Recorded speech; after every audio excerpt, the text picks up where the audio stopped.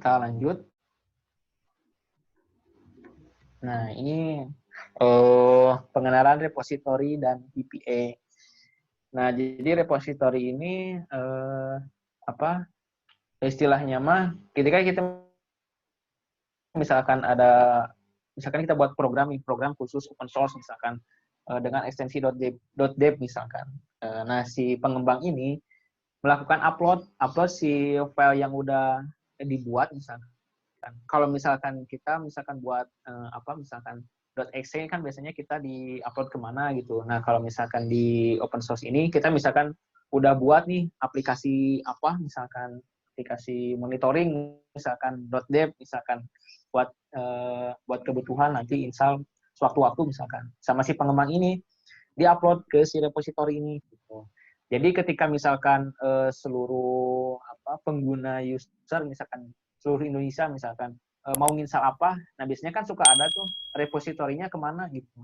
Misalkan repositorinya ke Kambing, nah berarti kan si Kambing ini tuh udah ada kumpulan file-file PK gitu yang udah siap bisa udah bisa diinstal gitu ya di komputer pas susah ngomongnya. Pas ketika mau install gitu. Nah, sebagai contoh, saya coba share screen di sini ya.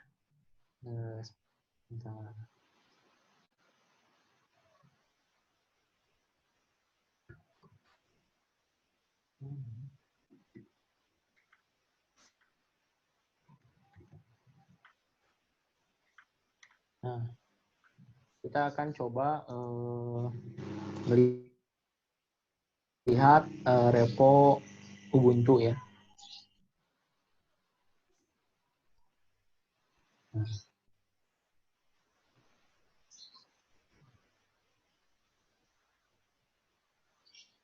Nah, jadi repository ini dia udah punya link-linknya gitu. Link-link yang mau kita arahin tuh kemana gitu. Nah, ini kan, ini tuh ada yang ke ITB. Jadi si ITB ini punya satu server gitu ya, dia untuk khusus aplikasi-aplikasi open source gitu. Nah, ketika kita mau install gitu ya, misalkan di PC saya mau install misalkan SNMP itu kan kalau misalkan tanpa repository si Ubuntu bingung nih ini mau ngarah kemana gitu. Nah, maka dari itu repository ini penting. Jadi kita harus daftarin dulu repository yang mau kita pakai di mana gitu. Apakah di ITB atau misalkan ini di Kambing gitu ya. Atau misalkan di UGM juga punya misalkan source repository. Nah, kita akan coba ini ya. Kita akan coba pasang si repository UGM ini di server 13. Nah, letak repository ini di sini.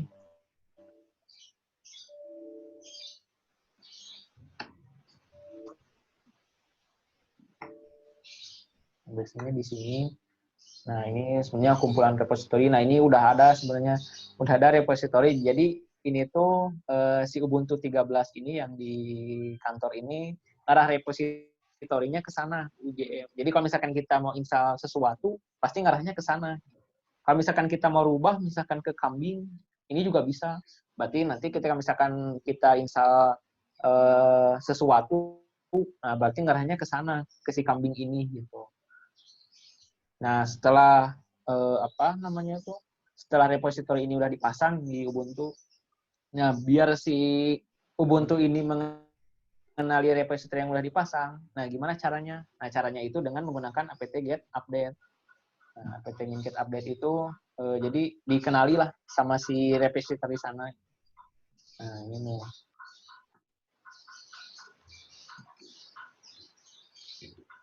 Nah, jadi dia udah nembak ke si UGM ini. Jadi kalau misalkan kita mau nginstal Postgres, Apache, gitu yang lainnya, pasti ngarahnya ke sana gitu. Nah, di UGM ini banyak aplikasinya ya mungkin bisa ribuan atau jutaan mungkin macam-macam gitu. Nah, ini terkait repository. Nah, untuk PPA sendiri Mana tadi? Nah, untuk PPA, kalau PPA itu sama kalau misalkan repository itu dikumpulin di satu server, kalau PPA itu sendiri gitu. Jadi dia punya pengembang sendiri, misalkan di mana, misalkan udah taruh di satu server. Nah, kalau misalkan kita mau install PHP, misalkan PHP 56, karena si di repository Ubuntu-nya nggak ada, kita harus cari di PPA yang lain gitu. Jadi PPA lain itu pengembang yang udah naruh si apa namanya tuh, si installernya itu di sana gitu. Nah, biasanya penggunaan PPA ini kita biasa gunakan di ketika saat install PHP versi 5.6. Nah, versi 5.6 itu biasanya butuh repository PPA. PPA itu personal package archive artinya tuh singkatannya. Jadi dia bisa sendiri gitu, punya repository sendiri gitu. Nah, ini terkait repository dan PPA. Nah, sampai di sini teman-teman ada yang mau ditanyakan nggak?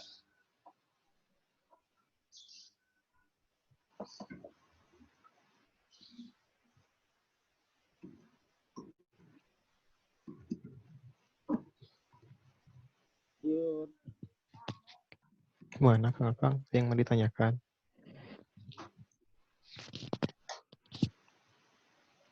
Next. Oke, lanjut.